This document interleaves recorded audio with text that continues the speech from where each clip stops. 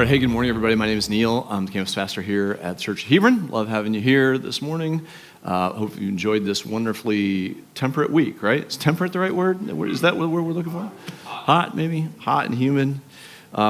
Just so you know, that the humidity during the summer months here in northern Kentucky starts at 100% and goes up from there. So just so you're as you're thinking this through, but I've really enjoyed the heat actually this week, even if I feel like I almost died. So whatever.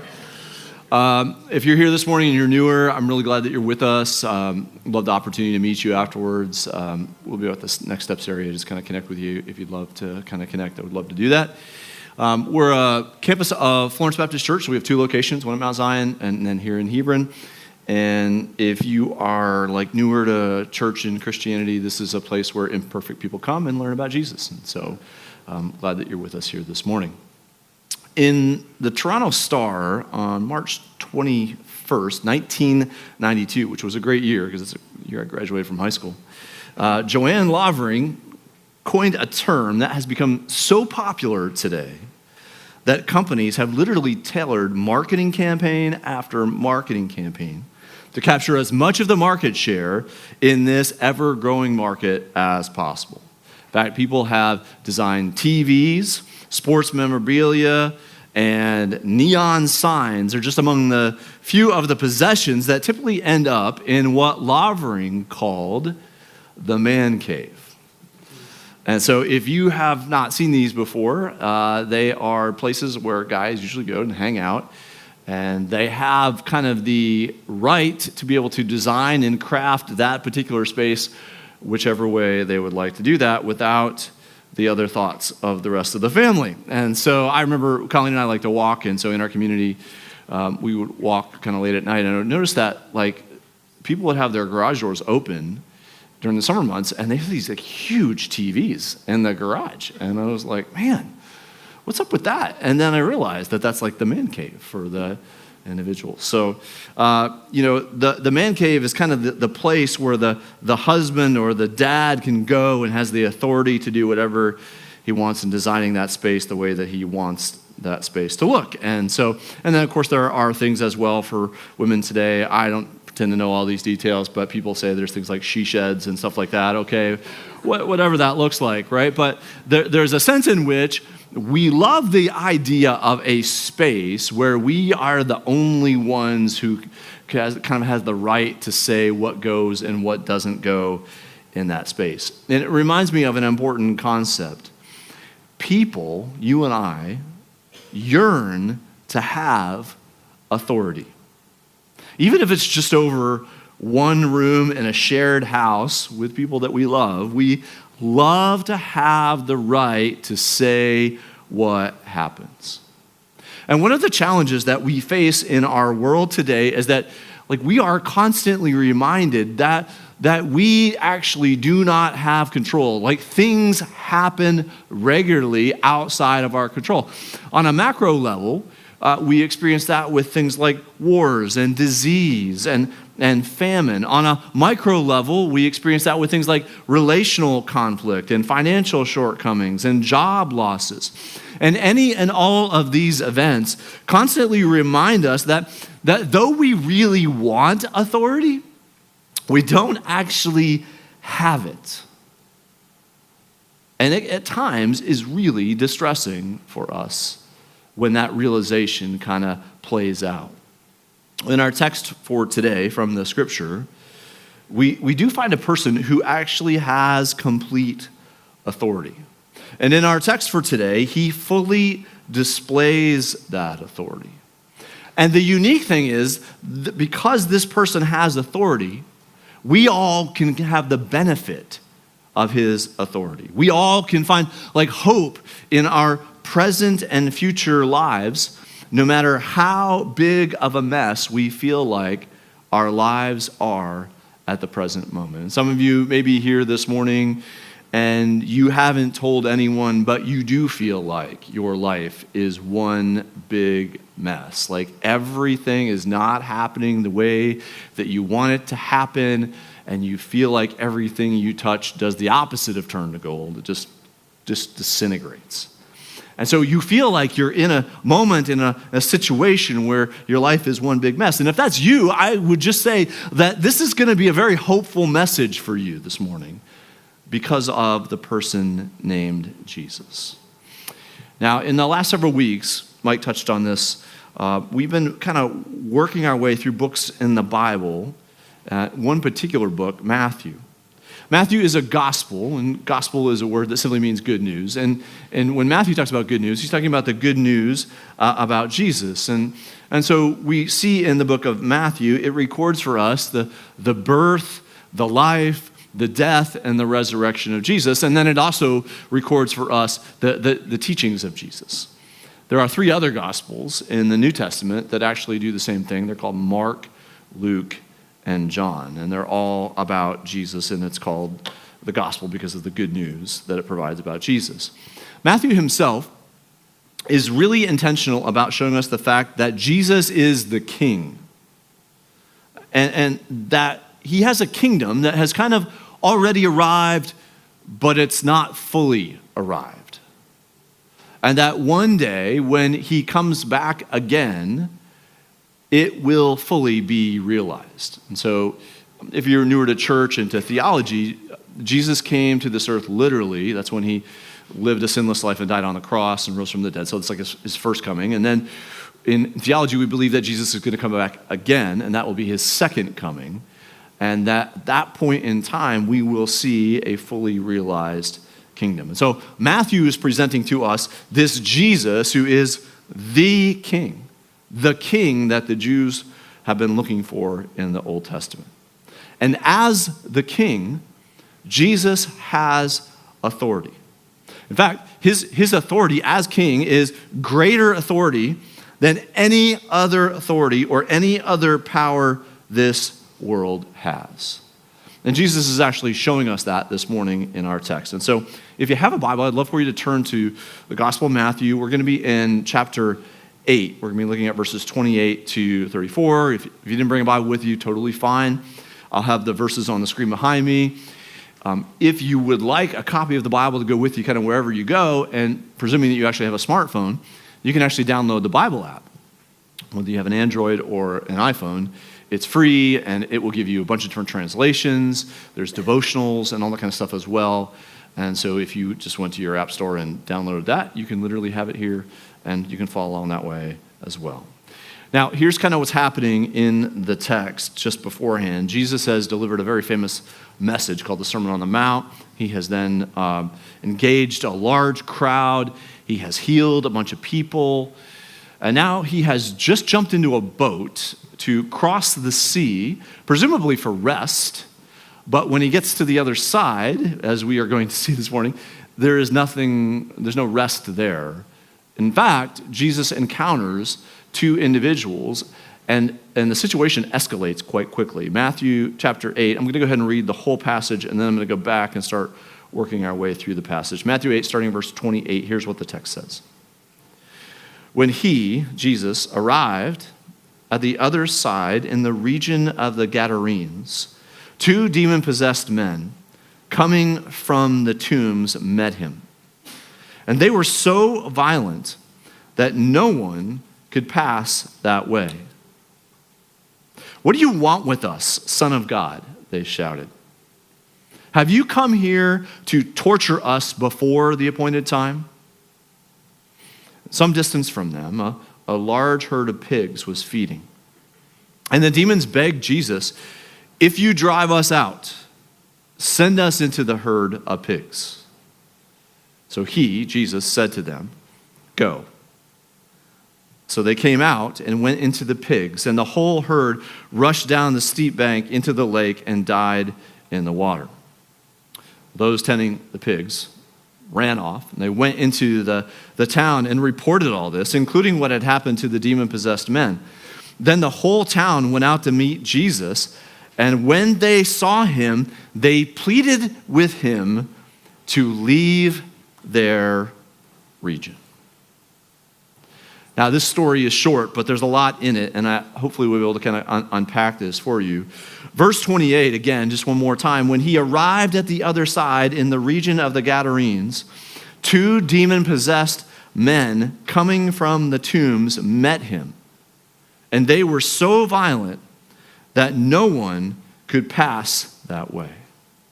And so what we see here in the first verse, Jesus actually goes to the other side, and he goes to two demon-possessed men that no one else wanted any part of at all. The men, the text says, were uncontrollable by the other people in the region. I mentioned to you before that there are other gospels. In two of the other three gospels, they have this same true story, Mark and Luke. And in Mark and Luke, they actually tell us that there were attempts by the people to chain these individuals, but each time they chained these individuals, they were so strong, so uncontrollable, that they broke out of those chains. And so these people were just so powerful that the rest of the people just gave up on them. Now, it's interesting to note, the text tells us this, that they came out from the tombs to meet him. This area was known for having tombs and caves. Now, if you're thinking to yourself, well, I wonder where demons hang out, probably one of your top 5 bets would be, well, where there are tombs and caves. And you would be right.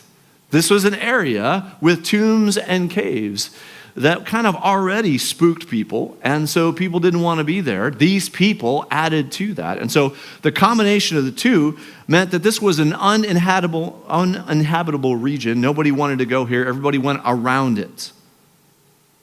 One other thing that's probably important to note about this region is that it was a predominantly Gentile region. We know that because of what verse 30 tells us, that there was a herd of pigs. In Jewish culture and Jewish way of thinking, you would not have a herd of pigs. And so it was a predominantly Gentile area. Verse 29 shows us that Jesus comes to these men that no one else wanted anything to do with, and he drives out the demons from these men, demonstrating his power. Verse 29 again. "What do you want with us, Son of God?" they shouted. "Have you come here to torture us before the appointed time?" And some distance from them, there was a kind of a large herd of pigs that was feeding. And the demons begged Jesus, "If you drive us out, send us into the herd of pigs." And so the only word, even in the Greek, that Jesus says is "go." And so they came out and went into the pigs, and the whole herd rushed down the steep bank into the lake and died in the water. Now, again, there's a lot of things to kind of process in this story from the text. First is that what's most notable in the first statement that the demons make is that they don't call Jesus Jesus, they call him Son of God. This was a specific title showing the fact that Jesus was God himself. It was a specific title that showed the deity of Jesus. And the interesting thing here is that, like, the demons knew specifically who Jesus was. Like, they were like mistaking him for somebody else. They didn't wonder about his qualities and qualifications. They knew exactly who Jesus was. And this reminds us, and I'll actually talk about it a little bit more later, that knowing who Jesus is doesn't actually automatically make you a follower of Jesus. Because the demons knew who Jesus was, and they had no intention of following Jesus. Now, in each of these 3 accounts, in Matthew, Mark, and Luke, the demons ask Jesus these questions, and the first one was, "What do you want with us, Son of God?" But the second one is like, maybe you've read this story before, and so it doesn't like stand out as much to you, but if you've never read this story before, like, they asked Jesus this question, "Have you come here to torture us before the appointed time?" And in each of the other 2 accounts, they actually used the same terminology as well. This is one of the plainest ways that we can see that Jesus actually has greater authority than the demons, and that everybody that was a demon knew that. Because they are literally questioning Jesus, "Are you going to torture us before the appointed time?" So the stronger power is the one who tortures the weaker power. The weaker power never tortures the stronger power. That's not the way that works. I mean, it's like, When you see two kids, if your family has two young children, two young boys, let's say 5 years apart, and they like to wrestle, and the older one is significantly stronger than the younger one doesn't torture the older one tortures the younger one. That's the way it works because the older one's got the power. This is in essence the same thing. The demons recognize Jesus for who he is, and they recognize that he has greater power than them. And they actually ask permission from Jesus because they know that Jesus is going to cast them out of these two men that nobody else cared for except Jesus. So they know they're about to be cast out. So they ask permission from Jesus, hey, can we go into these pigs? And Jesus gives him permission. Again, another way to plainly state that Jesus has authority. You ask permission from people who have authority that you don't have. And so again, it's another way to demonstrate this. Now, you might be here and you might be wondering the question like, okay, I get all this, I completely understand this, but why did Jesus, why are there pigs in this story, a herd of pigs that just like go right down a cliff and die, right? Because some of you are like, man, I really like to eat pork, and this is a waste of pork, right? So like, you're thinking to yourself, like, what's going on here? Why is this situation, and why would Jesus allow this? I mean, obviously, Jesus creates animals. He cares for animals. Why is this the case? And I could totally appreciate you asking that question. So there's a couple things that I want to say to that. First of all, in the story itself, you will find that the individuals caring for the herd and the people themselves didn't actually primarily care about the welfare of the animals. What they actually cared about was the revenue stream that the animals generated. And so the motives are very mixed. When you would say, well, oh man, the people in that story, they really care about the pigs. Well, I mean, whatever. What they care about is the revenue that comes from the pigs. And so it's not like their motives were somehow pure. The second thing is that we look at death, and one of the things that we struggle with, particularly in our Western culture, is like the idea that somehow death doesn't have purpose or meaning. And so we look at this story, and I think some of the modern atheists even struggle. This is one of the stories they point to, and wondering like, what's Jesus doing? Because of the idea of the purposelessness of the death of the pigs. But let me like unpack this a little bit as far as that goes. If you're having these struggles, I'll just speak for myself in this moment. Right on Friday night, we had some delicious pork, and I can tell you that as I ate that pork, there was never a question in my mind of going, well, I don't know if we got the necessary purpose out of these pigs, right? Because what I was tasting, I was finding enjoyment in that, right? So in the sense that I felt like, oh, that was fulfilling. But the reality is, like, whatever pork you and I eat, within a couple days, that's completely out of our system and it's completely worthless and useless, and it's just basically kept us going for a few hours. Like, how extremely purposeful is that?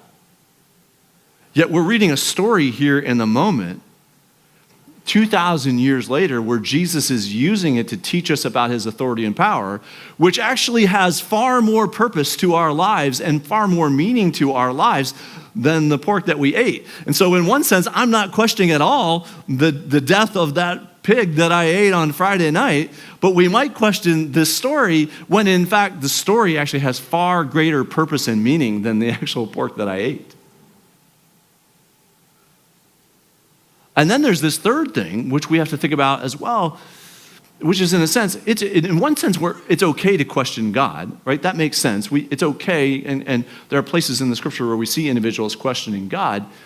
But as we evaluate the choices that Jesus makes in the moment, one of the things that we have to remember is that if we constantly evaluate every choice that Jesus makes, we are in essence putting ourselves in the position of God, and we are evaluating God based on what we think, which is really probably not the greatest position to be in. Finite beings trying to question an infinite, all-knowing God. And so those are some things to wrestle with as you think through the story of those pigs. All right, verses 33 and 34, kind of the next movement of the story. The people reject Jesus and beg him to leave the area. Starting verse 33. Those tending the pigs ran off, went into the town, and reported all this. I mean, you would report that too if you saw what they saw, and including what happened to the demon-possessed men. Then the whole town went out to meet Jesus. And the whole town goes out to meet Jesus. And their disposition is great. They are excited to meet Jesus and to welcome him into their town and to welcome a person with the power to cast out demons and to help transform their lives for the better and to help them change the things that, actually, that's not at all what the text says. That says that they went out to meet Jesus, and when they saw him, they pleaded with him to leave their region. This is the opposite of a welcome party, right? They are going out to meet Jesus and going, hey, oh, great job with the healing, great job with the casting out of the demons. Well done. Hey, when can you leave? When's the fastest that you can leave? And we aren't given a specific reason in Matthew, but in Luke we are. In Luke's account, it says the reason why they wanted Jesus to leave was because they were so overcome with fear. Now, again, I think you can probably, if we put ourselves in their shoes for a second, we might be able to relate to that because someone with Jesus' power could make us a little afraid. Like, if demons back in that day would have been the most powerful things that they could possibly have seen. So when something else or someone comes along and casts out demons like they're nothing, and the demons are fearing everything about this individual, you could see why some of these people may be a little fearful. So you can have a little bit of empathy for them. But the reality is there's probably more going on here than that. That has to do with the way that those individuals were living their lives. So I want to kind of take this story, and in the final few moments this morning, I want to kind of draw out some application that I think will be helpful for where we are. I think there's a number of good lessons from this story that we should be tracking with, and I want to make sure that you see that can be helpful for the way that you and I live today, tomorrow, our weeks, and the months to come. I think the first application point I want to raise comes from verse 28, and it's this. Jesus runs to people in our mess, not away from us. Jesus runs to us in the mess of our present lives, not away from us. Everybody in the story, as it pertained to these two demon-possessed men, wanted nothing to do with them. They had given up on them. In fact, basically that area was off limits. People wanted no part of these guys. But Jesus goes right to them. He goes right to the guys, right off the boat, right into that region, right to see those individuals. And that's who Jesus is. He runs to our mess, not away from us. And I would argue that we should take serious comfort from the fact that Jesus went right straight to the two demon-possessed men. We're told in another account that both of them eventually put their faith in Jesus. But the reality is, Jesus runs to people in our messes, not away from us. And this is part of what sets him apart. Even as you think about other religions and other faiths, that a lot of times in those other faiths and other religions, you clean yourself up and then come to the God. But that's not how Jesus works. He runs to us in our mess, and he transforms us through his forgiveness and the right standing that he gives to us. And the reality is, it doesn't matter what your history is, it doesn't matter what your past is, it doesn't matter what your present is. Your mess isn't too big for Jesus. And Jesus is running to you, not away from you. And I would also say, as there's an important note, sometimes we look at Jesus and say there are things that we can seek to live out as an example. Sometimes there's things that we're not. Like we don't possess the ability to be all-knowing, all-powerful, all those things. Those are called incommunicable attributes of God. But there are certain attributes that we can try, however imperfectly, to imitate in our lives. Those are called communicable attributes. And one of those, I think, is something that we see here, which is if Jesus runs to people who are broken and in need, we too should run to people who are broken and in need, not away from, recognizing that that was us at one point in time. And I would still argue that sometimes Christians, that our lives still feel a lot that way. And so we don't run to people as though we're somehow better than them, but we run to them as an example, as a reality that, hey, like this is how Jesus positions himself. This is how Jesus cares for people, and we want to do the same thing. We want to run to the mess as well, not away from it. Look, it's easy. It's easy in Christianity to come into church. We dress up like we look decent, right? You all look pretty decent this morning, right? Way better than the first service. And so, we dress like we have it together. We do our best to look like we have it together. And sometimes we give off the impression that Christianity is about looking like you have it together. But I also think that that's particularly instructive of Jesus, like, hey, like, look, I'm here for people who don't actually have it together. And it's okay to acknowledge that you're not okay. And that Jesus is actually there for you in those moments. Okay, second thing by way of application. Jesus has greater power to overcome any other power that we are currently facing. Now, I know how this works. I'm a person, I go through difficult things just like you do, and experience these things personally. We at times in our lives come up against significant stuff in the course of our lives that we think of as having real power. And I wouldn't say that some of this stuff doesn't have real power, but it's in context. Like maybe it's a work situation where like your company is going through layoffs. You haven't been laid off yet, but there's friends that have been laid off. And if you feel like the general vibe is that the company is not in good financial shape, and you look at this and think to yourself, well, if I lose my job, how am I going to pay my mortgage or my rent or what about my cars? Maybe you have a kid in college or you've got a kid in sports and all these things are like super expensive, and you're like, man, there's pressure here, and if I lose my job, like this could be really substantial, and you look at that as like something really powerful. It could be like a relational situation where you have had a really close friendship for a long time, 10 years, 15 years, 20 years, longer. And for some reason, something's happened recently within a context of a relationship, and you're like, what happened here? Like, we seem to be growing apart, and I don't understand this. This person seems to be cold, or like what was once a warm friendship of constant phone calls and texting just seems like it's a strayed, and like, what happened? What's going on here? Like, and you feel like there's something happening, and it seems powerful in the moment that seems to be separating it. Whatever it is that we are encountering at the present moment, we can easily convince ourselves that it has like this kind of supreme power on us. But the true story that we see here in the text is actually really instructive for us. We may come up against some things that are powerful, but nothing can match the power of Jesus.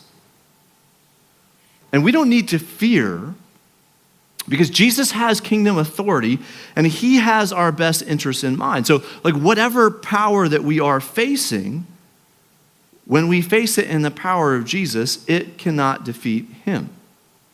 Now that doesn't mean that your life is going to go the way you want it to go. It doesn't.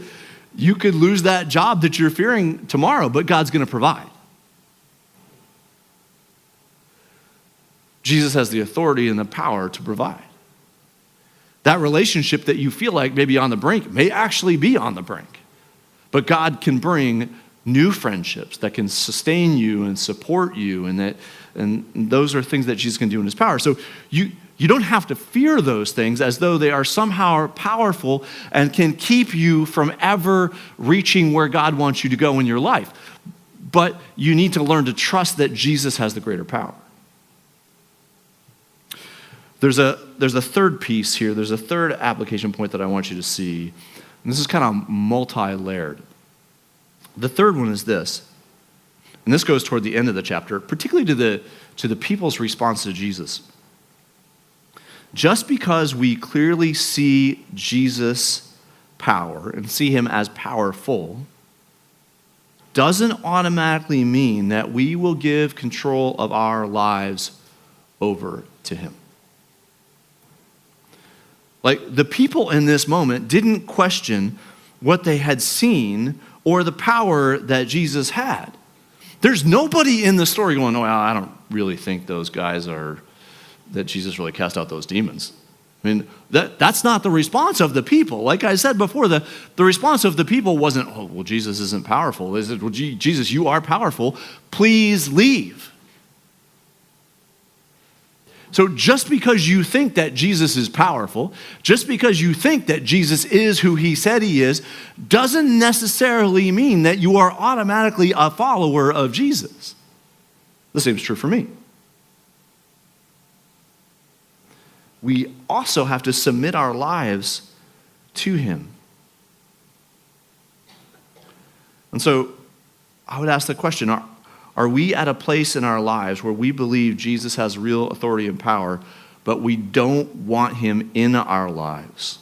Because we know that to invite him in our lives, he is going to change our lives, and we don't want that change. You see, when we look at the Gentiles in this story, and we see them flatly reject Jesus, we might be thinking to ourselves, these Gentiles are idiots, okay? And maybe they were. There's definitely some not some intelligent things that they were doing. And it's easy to condemn them, but perhaps we should look at ourselves for a moment before we are too quick to judge them, because we can actually be guilty of the same things. Now, there's a kind of a related belief here that I want us to avoid, and that's the idea that believing that Jesus is real, and even that he is God, and acting as though somehow that's enough for us to be forgiven and right with God. It is not actually enough. In James chapter 2, verse 19, in reference to the same group of persons, talking about demons, James says, you believe that there is one God. Good. But even the demons believe that and shudder. Like, the point is that mental assent to a factual reality about Jesus doesn't get you forgiveness. It doesn't make you a follower of Jesus. Forgiveness comes from repenting of our sin, turning from it, and applying Jesus' perfect record to our account. So we don't work for it, but it's an offer of grace that that God gives us in Jesus, and that when we put our faith and trust in him, and that includes repenting of our sin, then that gets applied to our account. And it's worth also pointing out here that when Jesus forgives, he always transforms. Now, one more application related to this last application. I just want to go back to those of us who would consider ourselves followers of Jesus, right? I mean, obviously we are imperfect in this way. You may have felt like last week, you're like, oh man, this is a pretty good week in following Jesus. And others of you were like, hey, I'm just so glad that last week is done because I couldn't have followed Jesus less. And so okay, so wherever you are in that process, but you consider yourself a follower of Jesus. Let me just kind of drill down on this. It's important to know that we can't follow Jesus on our own terms. We can't follow Jesus on our own terms. At least let's give the credit to the Gentiles for knowing that. When they come rushing out to Jesus, they wanted to get rid of Jesus because they wanted to continue to live the same way that they had been living. They wanted the same revenue streams. They wanted the same everything. And they knew that Jesus was not going, if they were going to embrace Jesus, that a lot of stuff was going to change. And so they're like, the best thing to do is just kind of like act like Jesus was never here, right? Just could you how fast can you jump on that boat and head right back? So today, in our Western culture, we kind of have that mentality, which is that we want to say that we follow Jesus, but we just don't want to change anything in our lives. And I'll speak for myself on that. I mean, I think I'm representative of maybe the rest of us, but, like I want to say that I follow Jesus, but I still want to try to keep as much as what I want to do intact. Right? And I think that's a very Western thing. But that doesn't really work. And that's not really following Jesus. That's kind of like saying, Jesus, I want you in my life, but don't touch anything. It's like we're going to invite Jesus into our house. You can't touch anything. Don't sit down. Don't make any suggestions for changes or something like that. I just want to be able to tell other people that you're in my life and that I follow you, but I don't actually want to change anything. And that's just kind of a weird thing to do. It's almost like we're asking Jesus to follow us, not us to follow Jesus. And that's where the challenge lies. And so the Gentiles knew that. They understood that. And so the best thing that they thought of was like, well, Jesus, just get out of our lives. So this story is kind of a short story, but there's a lot to it. It's clear, though, that Jesus has real authority. And because he has real authority, we have real hope, no matter how messy our life currently is.